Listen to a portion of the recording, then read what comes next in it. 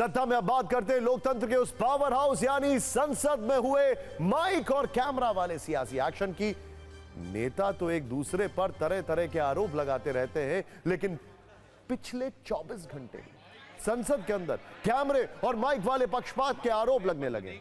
विपक्ष ने सत्ता पक्ष पर संसद के अंदर कैमरे और माइक पर मनमाने ढंग से नियंत्रण करने का आरोप लगाया। फिर चाहे राहुल गांधी के माइक को ऑफ करने का आरोप हो, उन्हें बहुत कम बार कैमरे पर दिखाने का आरोप हो।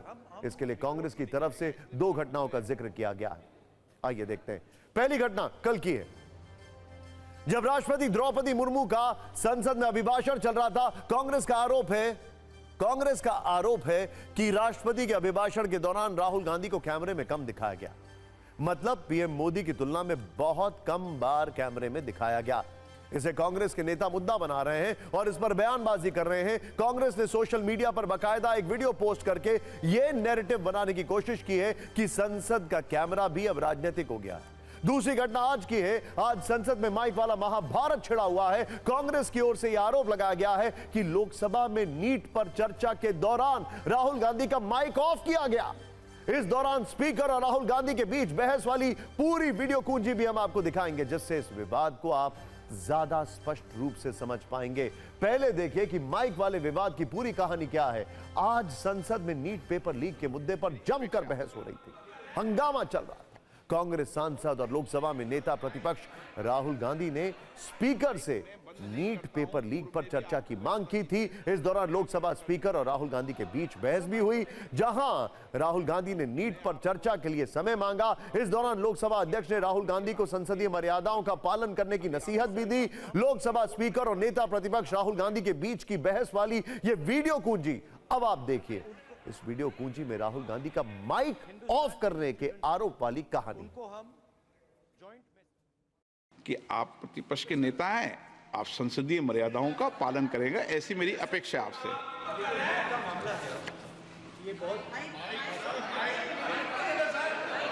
माइक मैं बंद नहीं करता हूं, पूर्व में भी आपको व्यवस्था दी थी, यहां कोई बटन नहीं होता।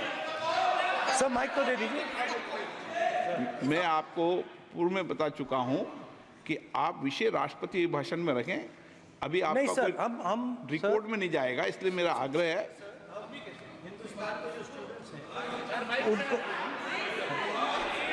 हिंदुस्तान के जो स्टूडेंट्स हैं उनको हम जॉइंट मैसेज देना चाहते थे। हाँ दें आप। सुनिए जॉइंट मैसेज देना चाहते थे ऑपोजिशन और सरकार के साइड से कि इस मुद्दे को हम ज़रूरी मानते हैं, और इसीलिए हमने सोचा था कि आज स्टूडेंट्स की रिस्पेक्ट करने के लिए हम नीट पर डिस्कशन करें।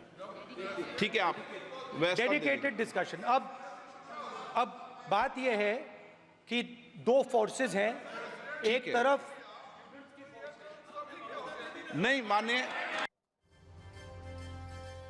इस बहस के बाद राजनीति तो होनी ही थी। कांग्रेस के नेता कह रहे हैं कि संसद में राहुल गांधी को बोलने नहीं दिया जा रहा, जबकि बीजेपी के नेताओं का कहना है कि कांग्रेस संसदीय परंपरा तोड़ रही है। विपक्ष के नेता तो यह भी कह रहे हैं कि माइक बंद करना गलत परंपरा है।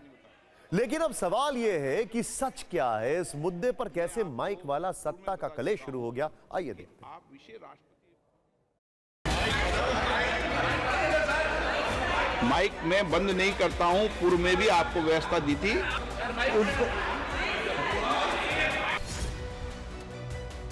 सर माइक तो दे दीजिए। They are not even allowing leader of opposition, that is a recognized leader of opposition, who is the leader of 237 member of parliament, is not allowed to speak for 1 minute. In between his mic was switched off.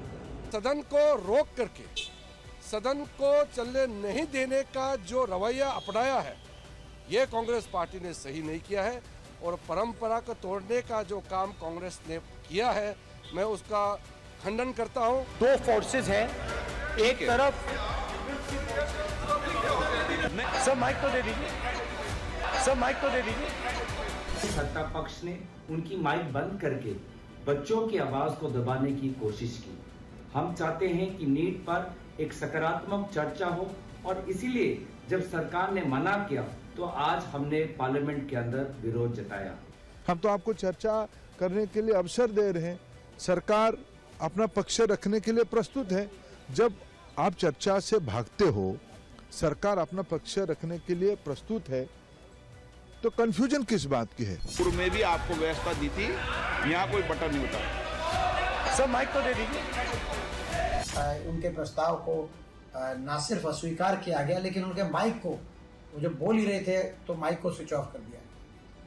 ये अच्छी परंपरा नहीं है। नेता विपक्ष को अपनी बात रखने का पूरा अधिकार है, उसके बाद जो निर्णय उस पर लिया जाए, लेकिन उनकी बात के बीच में माइक स्विच ऑफ करना एक अच्छी संसदीय परंपरा नहीं है।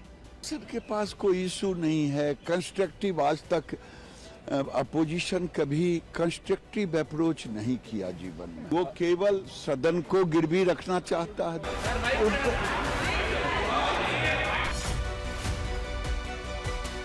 मेरा ख्याल है सरकार का जो काम करने की जो शैली है, किस चीज़ को कितना महत्व देना चाहिए, ये उनके नज़र में नहीं है।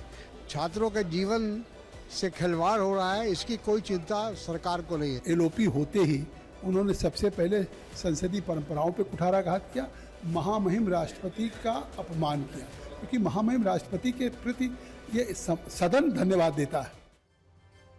अब सवाल है कि जब लोकसभा अध्यक्ष के पास सांसदों के माइक का कंट्रोल नहीं होता है, तो आखिर कौन करता है ये कंट्रोल? दरअसल दोनों सदनों में माइक कंट्रोल करने के लिए अलग पैनल होते हैं। अब ध्यान से देखिएगा, एक एक चीज एक एक डिटेलिंग के साथ आ रही है। साउंड इंजीनियर्स अध्यक्ष सभापति के आसन के साथ ही पीछे की ओर बैठते हैं। उनके और सदन के बीच शीशा होता है, जिसके जरिए वो सदस्यों को देख सकते हैं। सदन में हर सांसद के आगे एक माइक होता है और साउंड इंजीनियर इसे बंद या चालू कर सकते हैं, लेकिन ऐसा करने के लिए कुछ नियम हैं। उदाहरण के लिए, जैसे शून्यकाल में हर सांसद को बोलने के लिए 3 मिनट मिलते हैं। जैसे ही उसका समय पूरा होता है, उनका माइक बंद हो जाता है। आसन से जिसका नाम पुकारा जाए, उसका माइक ऑन करना होता है। जब आसन कहता है कि यह रिकॉर्ड में नहीं जाएगा, तो माइक बंद कर दिया जाता है। लेकिन कांग्रेस आरोप लगा रही है कि माइक का कंट्रोल तकनीकी नहीं बल्कि राजनीतिक है। सत्ता का कलेश सिर्फ माइक पर ही नहीं है। कल कैमरे को लेकर भी सवाल उठाए गए थे। कल शाम 7:25 पर कांग्रेस की तरफ से 2 मिनट 8 सेकंड का एक वीडियो शेयर किया गया। इस वीडियो का शीर्षक है राष्ट्रपति की स्पीच में किसको कितना दिखाया गया। कांग्रेस ने बकायदा इस वीडियो को एडिट कराकर नंबर और ग्राफिक ट्रीटमेंट के साथ शेयर किया है और यह आरोप लगाया है कि कल संसद में राष्ट्रपति के अभिभाषण के दौरान राहुल गांधी को संसद के कैमरे ने नजरअंदाज किया, जबकि पीएम मोदी कैमरे में छाए रहे। कांग्रेस ने बकायदा गिनती करके आरोप लगाया है कि राष्ट्रपति की स्पीच कुल 51 मिनट की थी, जिसमें पीएम मोदी को 73 बार कैमरे में दिखाया गया और राहुल गांधी को सिर्फ 6 बार दिखाया गया। यह सही है या कितना गलत, यह बताने के लिए कोई विशेष नियम तो नहीं है, लेकिन राजनीति खूब हो गई।